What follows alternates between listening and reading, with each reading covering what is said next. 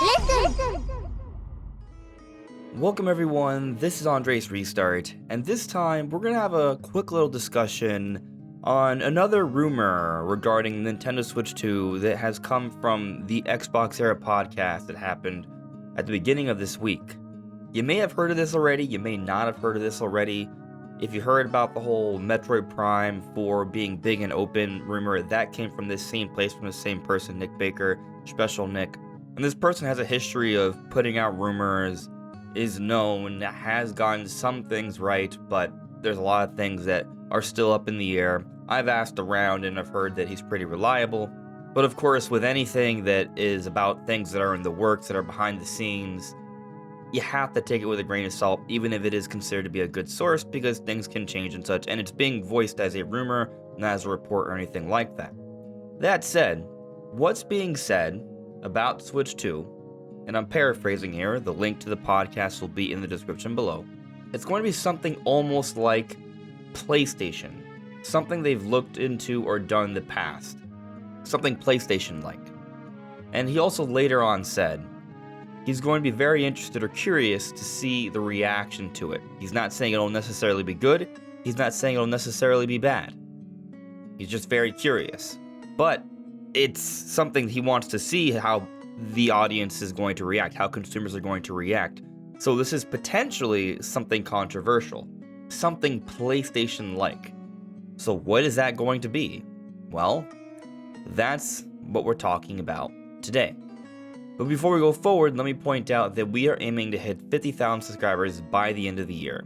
So if you do enjoy my content, please subscribe and hit that notification bell. With your help, it just might be possible. So I've tried to wrap my head around what this might be.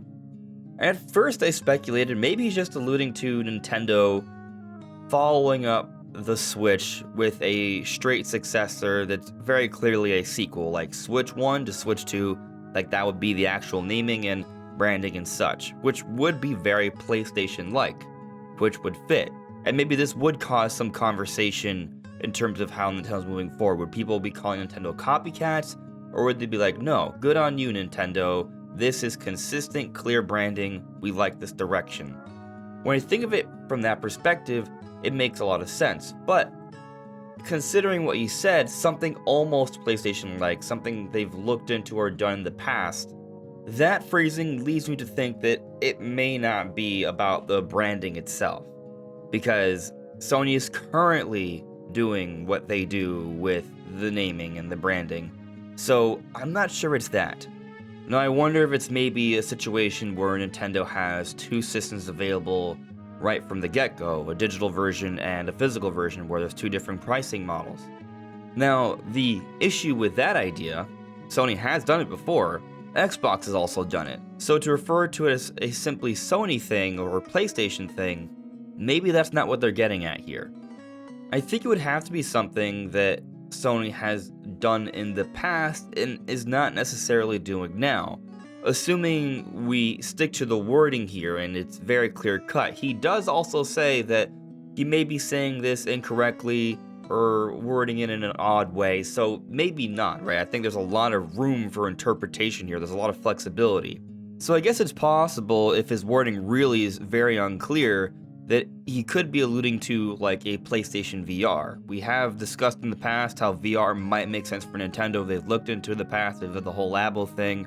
It might work with the portable screen that is a Switch itself, but I would say that's unlikely.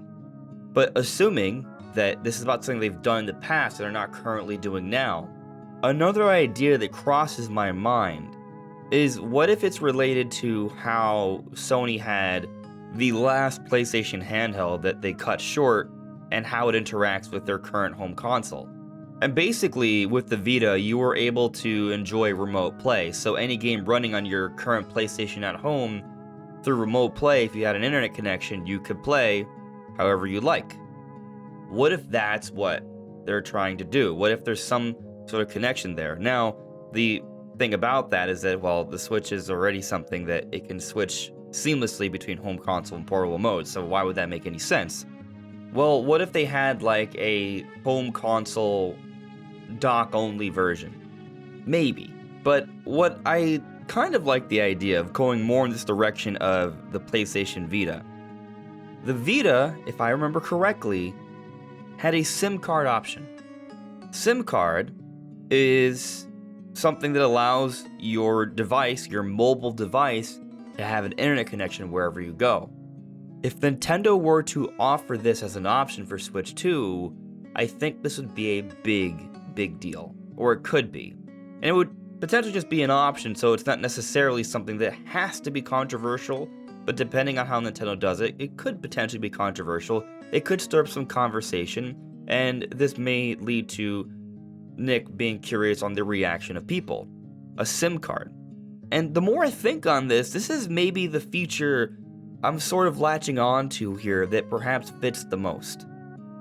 Because it's something that is very PlayStation-like, because they've done it before.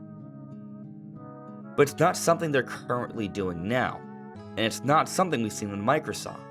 So it fits from all these directions, and it is something potentially a little controversial that will stir some conversation, but it could go either way. And so one would be curious on the response. But also this feature actually makes a lot of sense for a Nintendo Switch 2. This would potentially be something that could be a significant improvement over Switch that would make it more worthwhile. The idea of having online wherever you are.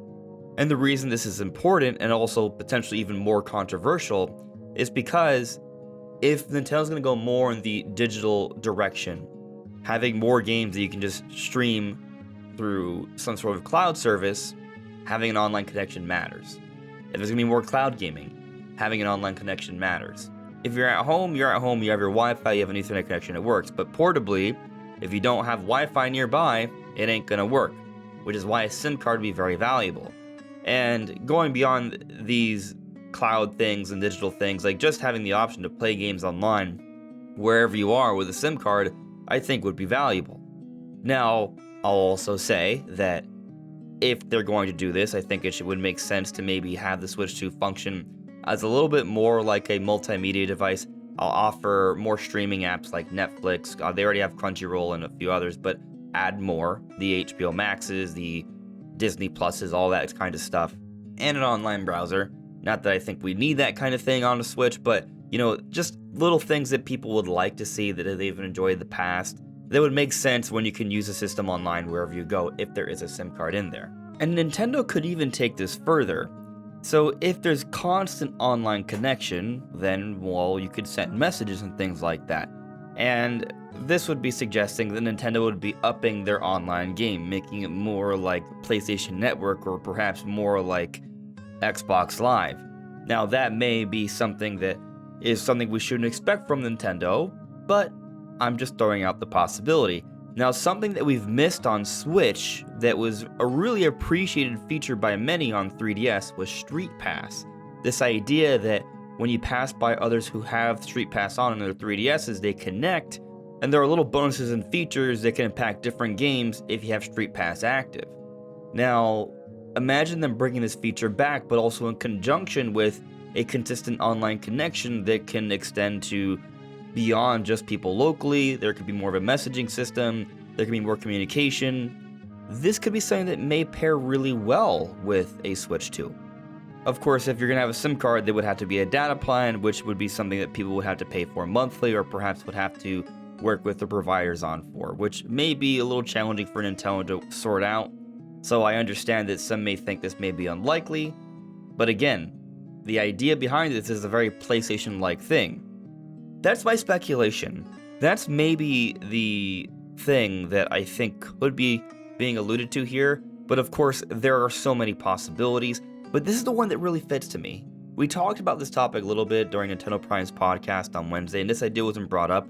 This idea, I think, makes the most sense, and it's the most interesting to me, and I think it fits. But what do you guys think? Do you agree that this fits? Is this something that Nintendo will actually do? Is it something they're just looking into but won't actually ultimately bring to market? Or is the rumor totally bogus? Let me know what you guys think in the comments below. This is Andre's Restart. Thank you so much for listening and watching, and I'll see you all really soon. Take care. Bye.